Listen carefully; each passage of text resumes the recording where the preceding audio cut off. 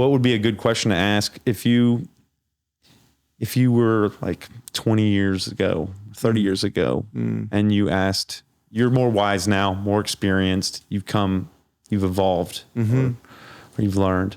What would you ask yourself? What would be a good question? What would you want to know from yourself from then to now?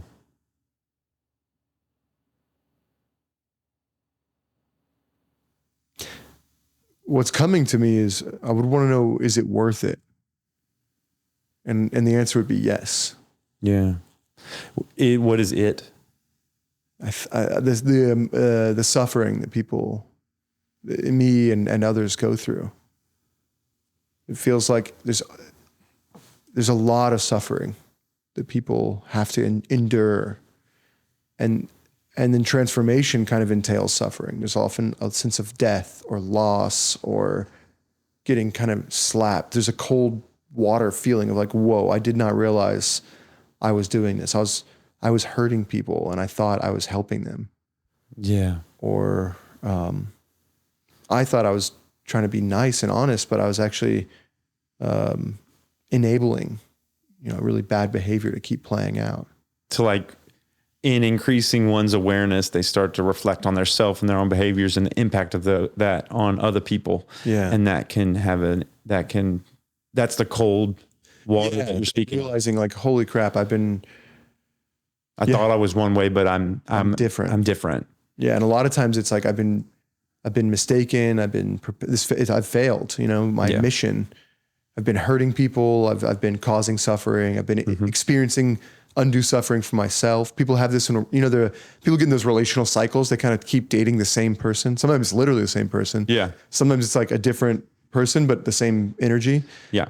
And then they kind of wake up and realize like, wow, I was playing into that. Like I was perpetuating that system. And there's some sense of like, often I think people feel regret. And I call this time traveling, like going back and judging the less wise version of you with the lesson that you only knew through going through that pain. Yeah. Yeah. Judging them harshly. Yeah. And you had to go through that in order to learn the lesson. I think of that like you're through it's almost like you're in first grade until you learn everything you need to have to go to second grade. So your life or whatever we want to call this will provide you with the same test until you're ready for a harder test or another test. Yeah. Yeah. And man, sometimes for some reason, as we speak about this, I think about, part of what I explore is that cycle of violence. And I think about, my parents and like the way that they both played into a dance. Yeah. And, I guess we can dance in different ways. We could dance a de-escalation dance where we're going towards love and connection through conflict with a difficult discussion, or we can dance this dance of, conflict and aggression.